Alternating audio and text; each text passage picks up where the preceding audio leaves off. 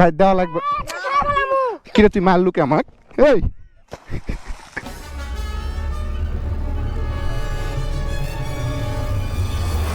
யானைக்கும் அடிசருக்கும் super star படமும் வந்து ஃபெயிலியர் ஆகும். இந்த மாதிரி வந்து பார்த்தீங்கன்னா வந்து யாராலெல்லாம் வந்து தோற்கிறதே இல்லை, அவங்களுக்குலாம் வந்து வெற்றி மட்டுமே நிச்சயம் அப்படின்னு நினச்சிட்டு இருக்கிறப்போ வந்து டக்குன்னு அவங்க லைஃப்லேயும் வந்து சின்ன ஒரு ஷேக்கை நம்ம பார்த்துருப்போம்ல, பெரிய பெரிய ஜாம்பவான்கள்லாம் அடிசருக்கிறத பார்த்துருப்போம். அந்த மாதிரி தான் போன வேர்ல்ட் கப் மாதிரி இல்லைப்பா, இந்த வேர்ல்ட் கப்பில் பார்த்தல சும்மா கில்லியை காட்டிட்டோம் அப்படிங்கிற மாதிரி அர்ஜென்டினா டீமை மட்டும் இல்லாமல் அந்த டீமின் கேப்டனான ஸ்டார் பிளேயரான லெஜெண்ட் லயனல் மெஸ்ஸி வந்து பார்த்தீங்கன்னா களத்திலே வந்து அது வேர்வையா இல்லை வேற ஏதாதா அப்படின்னு சொல்கிற அளவுக்கு பார்த்தீங்கன்னா பயந்துட்டார்.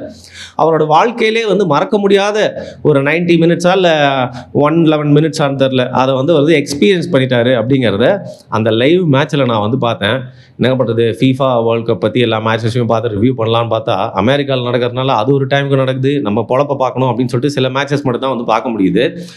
அன்றைக்கின்னு பார்த்தீங்கன்னா செம்ம லக்கா அர்ஜென்டினா வர்சஸ் கேப் வேர்டே அப்படிங்கிற கண்ட்ரியோட மேட்ச் வந்து பார்த்தேன். இந்த கேப் வேர்டை பற்றி எனக்கு ஏன் வந்து ஒரு அம்யூஸ்மெண்ட்டாக ஆயிடுச்சுன்னு பார்த்தீங்கன்னா, இவங்க இதுக்கு முன்னாடி இந்த குரூப் ஸ்டேஜே வந்து கலக்குன்னு கலக்கிட்டாங்க. இவங்கெல்லாம் வந்து ரொம்ப தூரம்லாம் வரமாட்டாங்க, குவாலிஃபை ஆனதே பெரிய விஷயம், எப்படிங்க குவாலிஃபை ஆனாங்க அப்படின்னு சொல்லிட்டு அந்த குட்டி நாடு, எந்த அளவுக்கு குட்டினா சொல்கிறேன், அந்த நாட்டை பார்த்து வந்து எல்லாருமே ஏளனமாக பார்த்துட்டு இருந்த அந்த சூழ்நிலையில் குரூப் ஸ்டேஜ்லேயே வந்து பல ஜாம்பவான் டீம்ஸ் எல்லாம் வந்து அடித்து உடச்சது மட்டும் இல்லாமல் ஒரு சூப்பரான ஸ்டாட்ஸோட வந்து அடுத்த ரவுண்டுக்கு வந்துட்டாங்க. இந்த நாக் அவுட் ஸ்டேஜில் தான் வந்து பார்த்திங்கன்னா அவங்க அர்ஜென்டினாவை எதிர்கொள்கிறாங்க. ஒரு பக்கம் எல்லாருமே வந்து பல டீம் கூட ஏற்கனவே ஒரு 5-6 கோல் போட்டார் மெஸ்ஸி. இப்போ வேறு பார்த்தீங்கன்னா வந்து டாப் ஸ்கோரராக வந்து அப்படியே வந்து டாப்பில் இருக்கிறாப்புல.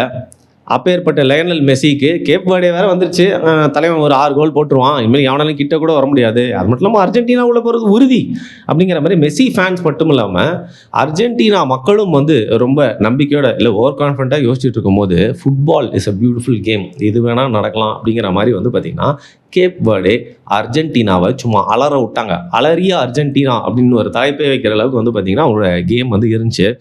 வழக்கம் போல் எல்லாருமே எதிர்பார்த்த மாதிரி ஃபர்ஸ்ட் கோல் வந்து மெஸ்ஸி போடுறாரு. அதுக்கப்புறம் வந்து பார்த்திங்கன்னா ஒரு பக்கம் அர்ஜென்டினா கோல் போட, இன்னொரு பக்கம் கேப் வேர்டேவும் கோல் போட்டு இவங்க ரெண்டு அப்படின்னு சொல்லிட்டு வந்துட்டாங்க. சரி, ஒரு 60வது நிமிஷத்துக்கு மேலே வந்து கேம் மாறும்னு பார்த்தா மாறல, 70வது நிமிஷத்துக்கு மேலே கேம் மாறும்னு பார்த்தா மாறல. அதுவும் டிஃபெண்டிங் பக்காவாக பண்ணுறாங்க. கேப்போட கோல் கீப்பர் வந்து வேறு லெவலில் பண்ணுறாரு. அது மட்டும் இல்லாமல் அர்ஜென்டினாக்கு இந்த வாட்டி மைனஸே இல்லை அப்படின்னு பார்த்துட்டு இருக்கப்போ அர்ஜென்டினா டிஃபென்ஸில் ஓசோனில் இருக்க ஓட்டையோட பெரிய ஓட்டை இருக்குது பாருங்க அப்படின்னு சொல்லிட்டு இந்த டீமுக்கு மட்டும் இல்லாமல் ஒருவேளை அர்ஜென்டினாவை யாரெல்லாம் எதிர்த்து விளையாட போடுறாங்களோ அவங்க எல்லாருக்குமே வந்து ஒரு சூப்பரான ஸ்ட்ராட்டஜியை போர்ட்டல் ஓப்பன் பண்ணி கொடுத்தா மாதிரி அர்ஜென்டைன் டீமோட டிஃபென்ஸ் எந்த அளவுக்கு வீக்காக இருக்குது அப்படிங்கிறத வந்து கேப் வேர்டே சும்மா புடைந்து காட்டி விட்டார்கள். ஒரு வாட்டி இல்லை பல வாட்டி காட்டி விட்டாங்க. அண்ட் அந்த ஹோல் கேமில் அவங்களோட டாமினன்ஸ் அப்படிங்கிறது வேற லெவலாக இருந்துச்சு. எப்பா ஏதோ ஒரு ஃபுட்பால் கேமு எல்லா வாட்டியும் அர்ஜென்டினா ஜெயிக்க முடியும், ஏன் கேப் வேர்டேக்கு எவ்வளோ முட்டு கொடுக்குற அப்படின்னு பார்த்தீங்கன்னா அந்த கண்ட்ரியோட சைஸும் அவங்களோட மக்கள் தொகையும் தாங்க. இது வந்து பொருளாதாரத்தில் வந்து பார்த்திங்கன்னா எந்த அளவுக்குமே பெருசாக வந்து சர்வேவே ஆக முடியாத ஒரு நாடு தான். ஏன்னா விவசாயம் அந்த ட்ரை கிளைமேட்னால அவங்களால பண்ணவே முடியாது. அதை தாண்டி அது ஒரு நாடு அப்படின்னு சொல்கிறதே வந்து பார்த்திங்கன்னா கொஞ்சம் எக்ஸாஜரேஷன் சொல்கிற அளவுக்கு அட்லாண்டிக் ஓஷனில் ஆஃப்ரிக்கா பக்கத்தில் வந்து ஆஃப்ரிக்கன் கண்ட்ரி தான் பேசிக்லி ஒரு 10 தீவுங்க. அந்த தீவும் பார்த்திங்கன்னா அந்த வால்கானிக் மவுண்டன்ஸ் இருக்குல்ல, அது எல்லாமே சேர்ந்த குட்டியாக ஒரு 10 தீவு தான் நம்ம கேப் வேர்டே. என்ன பண்ணியிருக்காங்க, போர்ச்சுகீஸ்லாம் வந்து அவங்க நிறைய இடத்துல போய் காலனி அமைச்சிட்டே இருந்தப்போ இந்த ஐலாண்ட்லேயும் வந்து ஒரு போர்ச்சுகீஸ் காலனியாக தான் ஒரு 15th செஞ்சுரியில் இருந்திருக்கு. அந்த இன்ஃப்ளூயன்ஸ்னால வந்து பார்த்திங்கன்னா இன்றைக்கும் வரைக்கும் அந்த ஊர் மொழி அப்படிங்கிறது கொஞ்சோண்டு பேசப்பட்டாலும் பெரும்பான்மையாக போர்ச்சுகீஸ் கல்ச்சரும் போர்ச்சுகீஸ் மொழியும் தான் அங்கே வந்து பேசிகிட்டு இருக்காங்க. எத்தனை பேர் இருக்காங்கன்னு நினைக்கிறீங்க? வெறும் 60 லட்சம் பேர் தான். டூரிசம் மூலியமாகவே வந்து பார்த்திங்கன்னா பெரிய லாபத்தை ஈட்டக்கூடிய இவங்க அவங்க கண்ட்ரிக்கு போனால் வரவங்க எல்லாருமே வரவேற்று நல்லா ஃப்ரெண்ட்லியாக ரொம்ப ரிலாக்ஸ்டாக எல்லாரையும் ஜாலியாக ஃபீல் பண்ண வச்சு போவாங்க. ஆனால் அர்ஜென்டினா அப்படி ஃபீலே பண்ண வைக்கல. அந்த 60 லட்சத்துலேருந்து அந்த 10 பேர் வந்து பார்த்திங்கன்னா அவ்வளோ பெரிய கண்ட்ரியான அர்ஜென்டினா. அதுவும் அர்ஜென்டினா மேலே வைக்கக்கூடிய இன்டைரக்ட் குற்றச்சாட்டு என்ன பார்த்தீங்கன்னா ஒரு ரேசிஸ்ட் கண்ட்ரி அவங்க. ஏன்னா எல்லா கண்ட்ரிலையும் பாருங்கள், குறிப்பாக ஐரோப்பியன் நேஷன்ஸில் இருக்க எல்லா ஃபுட்பால் டீம்ஸ்லுமே வந்து வெளியிலேருந்து யார் மைக்ரெண்ட்டாக வந்து முன்னாளில் செட்டில் ஆனாங்களோ அந்த வழித்தோன்றலின் பிளேயர்ஸ்லாம் நிறையா இருக்காங்க. ஆனால் தப்பி தவறி கூட ஒரு கருப்பின பிளேயர் இல்லவே இல்லை பாருங்க அர்ஜென்டைன் டீம்லன்னு சொல்லிட்டு அர்ஜென்டினா டீம் மேலே அப்படி ஒரு பார்வை இருக்கு இல்லையா. அந்த அர்ஜென்டைன் டீமை வந்து இந்த 60 லட்சத்துலேருந்து வந்த 10 பேர் பார்த்தீங்கன்னா வந்து அலற விட்டுது அப்படிங்கிறது நிஜமாவே வரலாற்றில் பெரிய விஷயம். தப்பி தவறி ஒரு வேலை கடைசியில் வந்து பார்த்தீங்கன்னா 3-2ன்னு சொல்லிட்டு அர்ஜென்டினா ஜெயிச்சிட்டாங்க. அதுவும் எப்படின்னு பார்த்தீங்கன்னா வந்து இந்த கேப் வேர்டேவோட டிஃபெண்டர் வந்து ஓன் கோல் போட்டார், பாவம் அவருக்கே தெரியாமல். அதனால் வந்து அர்ஜென்டினா ஜெயிச்சு வந்து வேர்ல்ட் கப்லேயே ஒரு பெரிய ஹார்ட் பிரேக்கை வந்து பார்த்திங்கன்னா வந்து தவிர்த்துட்டாங்க அப்படின்னு தான் சொல்லணும். ஆனால் பார்த்தவங்க எல்லாருமே அர்ஜென்டினா தான் ஜெயிச்சிருந்தாலும் கேப் வேர்டே வந்து எவ்வளோ பெரிய யானைக்கு முன்னாடியும் வந்து நின்று பயப்படாமல் சண்டை செய்யணும், அப்படி இந்த கேப் வேர்டே வரலாற்றில் என்றைக்குமே வந்து மனசில் நிற்கிற மாதிரி ஒரு சூப்பராக சண்டை செஞ்சுருக்காங்க அப்படின்னு சொல்லிட்டு அர்ஜென்டைன் ஃபேன்ஸே பாராட்டுற அளவுக்கு வந்து பார்த்திங்கன்னா அவங்களோட கேம் இருந்தது. இந்த கேமை வந்து இவ்வளோ தூரம் இந்த டோர்னமெண்ட்டில் வரும்னு சொல்லிட்டு அவங்க வந்து நினைக்கவே இல்லை போல இருக்குது. அது ஒரு பக்கம் சந்தோஷமாக இருந்தாலும் ஜஸ்ட் மிஸ்ல அடுத்த ரவுண்டுக்கு போகிறத தவிர்த்துட்டோமே, கைவிட்டுட்டோமே, இழந்துட்டோமே அப்படின்னு சொல்லிட்டு வந்து பார்த்திங்கன்னா அந்த டீம் பிளேயர்ஸ்லாம் அழுதுகிட்டே வந்து போனாங்க. அந்த நேரத்தில் அவங்களோட மனைவிகள், குழந்தைகள் எல்லாருமே அவங்களை கட்டி பிடிச்சி சூப்பராக அவங்கள எல்லாருமே வந்து அப்ரிஷியேட் பண்ணது மட்டும் இல்லாமல் அங்கே இருக்கிற எல்லா ஃபுட்பால் ஃபேன்ஸும் அவங்களுக்காக வந்து கை தட்டினாங்க. ஸோ ஒரு பியூட்டிஃபுல் கேமோட ஒரு நல்ல மேட்ச் வந்து பார்த்திங்கன்னா இன்றைக்கி பார்க்க நேர்ந்தது. ஸோ இந்த நேரத்தில் டக்குன்னு இந்தியா பக்கம் திரும்பணும்னு தோணும். 60 லட்சத்துலேருந்து ஏதோ ஒரு குட்டி திட்டு தீவிலேருந்து வந்து வேர்ல்ட் கப்பில் இந்த அளவுக்கு சாதிக்கிறாங்களே, இந்தியாவில் ஏன் வந்து ஒரு மண்ணும் நடக்கலை அப்படின்னு பார்த்தா, இப்போ நடக்க போகிற ஏஷியன் கேம்ஸ்லேயே இந்தியன் டீம் வந்து பார்த்திங்கன்னா வந்து கலந்துக்கிறதுக்கான எலிஜிபிலிட்டியை லூஸ் பண்ணிடுச்சு அப்படின்லாம் சொல்கிறாங்க. சரி, எதுக்கு தோண்டி பார்த்து இன்னும் வந்து நம்ம மனசை நம்மளே வந்து வலிக்க வச்சுக்கணும்னு சொல்லிட்டு அந்த நியூஸ்லாம் வந்து பார்க்குறதே நிறுத்திட்டோம். இந்தியன் ஃபுட்பாலை வந்து பார்த்திங்கன்னா வந்து எதிர்நோக்கி காத்திருக்கிறதே வந்து ஒரு முட்டாள்தனம். அது பின்னாடி நிறைய அரசியல் இருக்குது, ஏற்கனவே நம்ம நிறைய வாட்டி பேசியிருக்கோம். எனக்கு இன்னும் கேப் வேர்டே பார்த்தோன்னே இந்தியா ஏன் இப்படி இருக்குன்னு கேட்குறது தான் வந்து தோணுச்சு. இன்னொரு பக்கம் அர்ஜென்டைன் டீம் மேலே இந்த வேர்ல்ட் கப்லேயும் வேற ஒரு கான்ட்ரவர்சி இருக்குது. ஏன்னா ஃப்ரான்ஸு, இங்கிலாந்து, ஜெர்மனி, நெதர்லாண்ட்ஸ் இந்த மாதிரி பெரிய பெரிய டீம்ஸ், ஏன் ஸ்பெயின், இந்த மாதிரி எல்லா டீமுக்குமே வந்து பார்த்திங்கன்னா ரூட் அப்படிங்கிறது ரொம்ப கஷ்டமாக இருந்திருக்கு இந்த வேர்ல்ட் கப் டோர்னமெண்ட்டில். ஆனால் அர்ஜென்டினாவுக்கு மட்டும் ரூட் வந்து ஈஸியாக போட்டு கொடுத்துருக்காங்க. இதில் ஏதோ ஒரு கான்ட்ரவர்சி இருக்குது.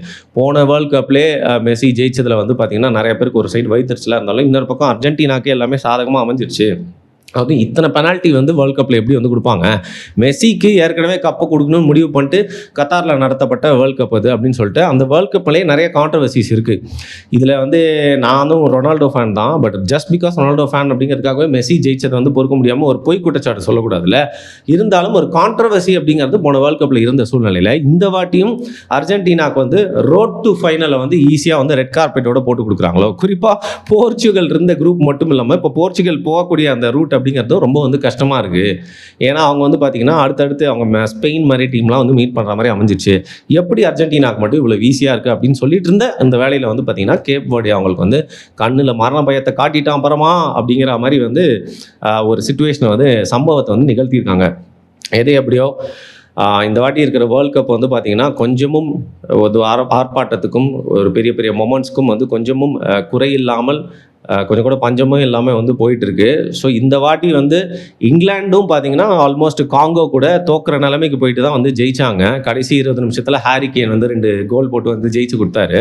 ஸோ மீதி டோர்னமெண்ட்டில் இருக்கிற டீம்ஸில் வந்து பார்த்திங்கன்னா பெரிய டீம் அப்படின்னு சொல்லப்படுறவங்க, ட்ரெடிஷ்னலாக பெரிய டீம்னு சொல்லப்படுறவங்க ரொம்ப கம்மி நம்பர்ஸ் தான் இருக்காங்க. இதில் இன்னொரு விஷயம் என்னென்னு பார்த்தீங்கன்னா ஃப்ரான்ஸ், இங்கிலாந்து அது மாதிரி நிறைய டீம்ஸ் இருக்குல்ல, அவங்க மேலெல்லாம் வைக்கக்கூடிய, ஸ்பெயின் மேலே வைக்கக்கூடிய ஒரு பெரிய ஒரு ஏளனம் என்னன்னு பார்த்தீங்கன்னா, அந்த நாட்டிலே இருப்பாங்கள்ல, உதாரணத்துக்கு வந்து பார்த்திங்கன்னா ஒரு ஆங்கிலேயர்னா ஒரு வெள்ளையர் அப்படின்னு இருப்பாங்கள்ல, ஃப்ரெஞ்சு பேசக்கூடிய ரொம்ப நாள் ஃப்ரான்ஸ்லேயே இருந்த ஆட்கள், அங்கேயே பிறந்து வளர்ந்தவங்க இருப்பாங்கள்ல, அந்த மாதிரிலாம் இல்லாமல் யூரோப்பியன் கண்ட்ரீஸில் பெரும்பான்மையாக வந்து பார்த்திங்கன்னா மைக்ரன்ஸ் வந்து டீம்ஸில் இருக்காங்க.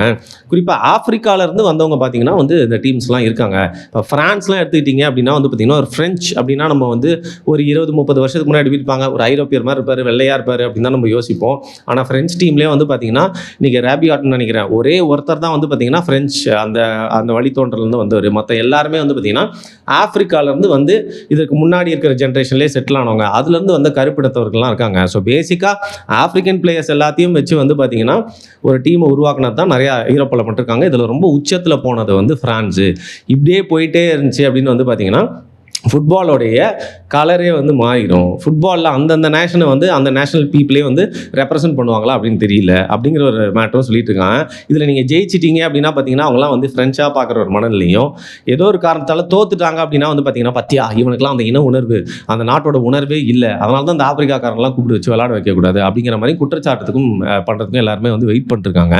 அதில் நான் ஏற்கனவே சொன்ன மாதிரி இப்படி தப்பி தவறி கூட வேறு கலரில் இருக்கவங்க யாருமே வரல அப்படிங்கிறவங்க வந்து இந்த அர்ஜென்டினா அர்ஜென்டினா தான். ஏன் யூஎஸ்ஏ டீம்லையும் பார்த்தீங்களா அந்த மாதிரி எல்லாருமே, ஏன்னா யூஎஸ்ஏவே ஒரு மிக்ஸ்ட் கண்ட்ரி அப்படிங்கனால அவங்க டீம்லையும் அது வந்து ரிப்ளிகேட் ஆகுது.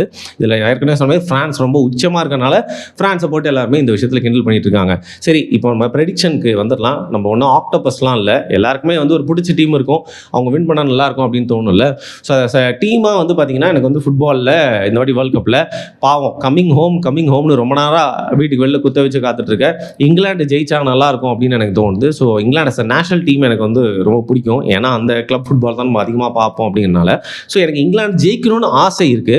அதோட CR7 வந்து இவ்வளோ நாள் வந்து விளையாடிட்டு இருக்காரு. இந்த வேர்ல்ட் கப்பில் இப்போதைக்கு இருக்கிற போர்ச்சுகல் டீம் வந்து பார்த்தீங்கன்னா ஒரு நல்ல டீம். ஸோ போர்ச்சுகல் இல்லை இங்கிலாந்து ஜெயிக்கணும் அப்படிங்கிறது என்னுடைய ஆசை. ஸோ ப்ரெடிக்ஷன் இந்த டீமில் ஏதாவது ஒன்று ஜெயிக்கும் அப்படின்னு தான் நான் பார்த்துட்டு இருக்கேன். ஸோ உங்களோட ப்ரெடிக்ஷன் என்ன? இந்த வேர்ல்ட் கப் வந்து யார் ஜெயிப்பா அப்படின்னு நீங்கள் நினைக்கிறீங்க அப்படிங்கிறத மறக்காமல் கீழே கமெண்ட் பண்ணுங்கள். நன்றி.